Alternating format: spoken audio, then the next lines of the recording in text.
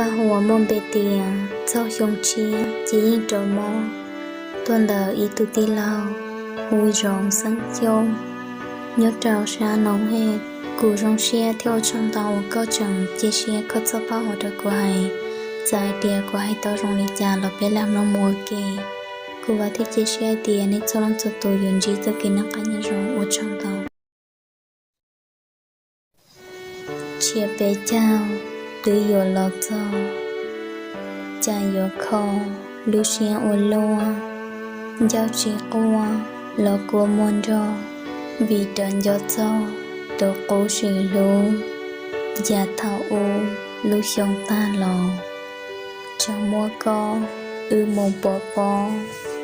Cha sông nô, chùa của ý lăng. Do tổ nâng, có mua trò chê. Lò tông đề, ý xong dương gào. Bê cháu sao, chế ưu sĩ cho. Vì có nó, mông mua đồ chia. Thao xong chia, xong ta lòn đằng. Cơ tiết tàu, đời tù nâng plua. Mùi gió lua, tù mê thi hạt. Số chô dạ, thao bế cháu thao. Cú tiết tàu, nhớ tròn đô đi. Cú mua xì, vì có chỉ lô.